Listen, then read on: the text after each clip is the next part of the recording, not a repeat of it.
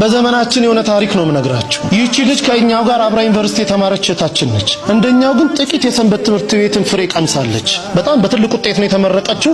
ስራ እንደምታገኝ እርግጠኛ ስለነበረች እናት አባቷን ከገጠር ይዛ መጣች። እዚህ እነሱን ጥዬ መምጣት አልችልም፣ አዲስ አበባ እኖራለሁ ብላ ከገጠር ይዛ መጣለች። ስራ ቢፈለግ የለም።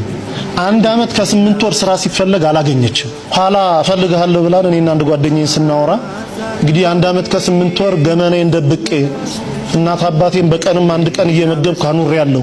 የቤት ኪራይ መከራ ነው፣ ብዙ ነገር ጭንቅ ነው። እባካችሁ ጥቂት ገንዘብ አበድሩኝና ወደ አረብ ሀገር ተሰደዳለሁ አለች። ታይ ብንላት እምቢ አለች። ጥቂት ገንዘብ አዋጣንላት። ለሽልማት የተሰጣትን የአንገት ሐብል የእጇን ሁሉ ሸጣ ጉዞ ወደ አረብ ሀገር ትሄዳለች። 3 ወር እንኳን መስራት አልቻለችም። እግሮቿ ማበጥ ጀመሩ። ማበጥ ሲባል ዝም ብሎ ማበጥ አይደለም። በኢሞ ፎቶ ልካ ስናየው አንድ እግሯ በራሱ 3 ሰው ያነሳው መብጠቱ። ሆስፒታል ስትመላለስ ቆይታለች። ዶክተሩ የመጨረሻ ያለውን ሪዛልት ሲሰጥ ሰውነትሽን ካንሰር የሚባል በሽታ ተቆጣጥሮታል አለ።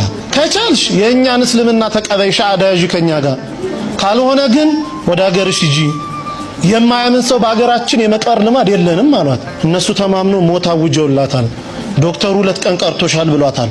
እዚህ ደውላ እናትየው ጋር ስትነጋገር እናቴ ሆይ እኔ ባለሁበት ቦታ አክሱምም እያለሁ እዛም ገጠር እያለን ሲጨንቀኝ ስታመም ጸበል ቦታ ነበር መሄድ።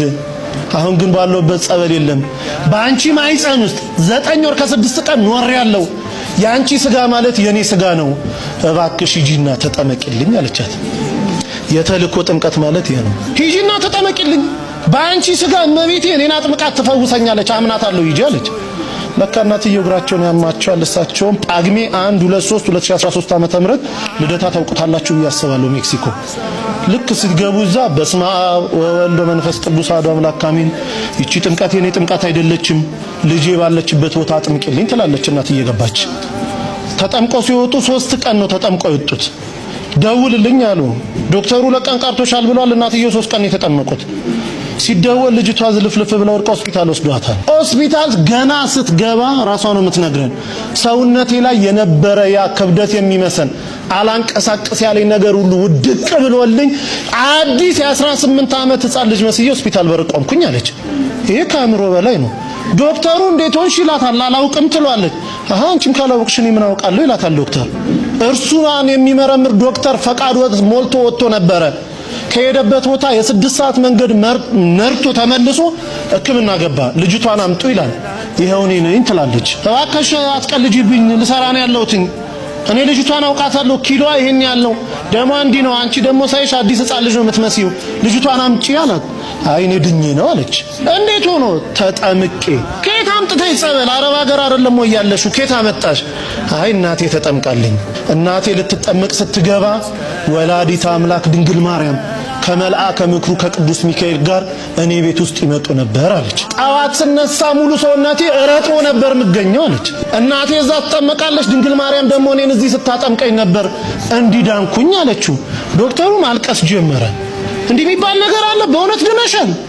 አንድ ኮነማ እኔም እኮ 17 ዓመት ካንሰር ታማሚ ነኝ።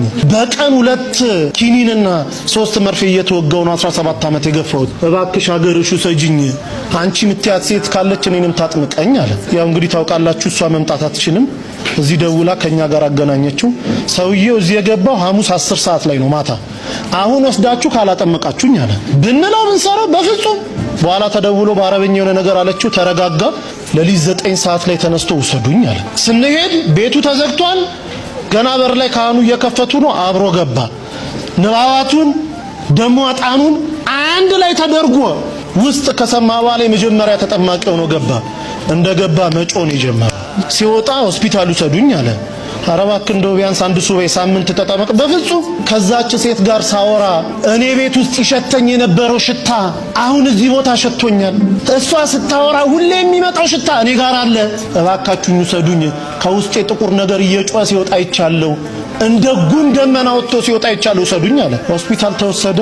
ምርመራውን ጠበቀን። ሲመጣ ካንሰር የሚባል የለብህም ተባለ። አላምንም ኢትዮጵያውያንን አለ። ዶክተሮቻቸው እንዴት ናቸው? 17 ዓመት የያዝኩትን እንዴት የለም ትሉኛላችሁ አለ። አይ አገሬ ሄጄ እመረመራለሁ። ሄዶ ሲመረመር የለብህም ተባለ። አሁን ግብጽ ቤተክርስቲያን እዛው ተጠምቆ ሚስቱም 3 ልጆቹን ተጠምቆ ያገለግላሉ።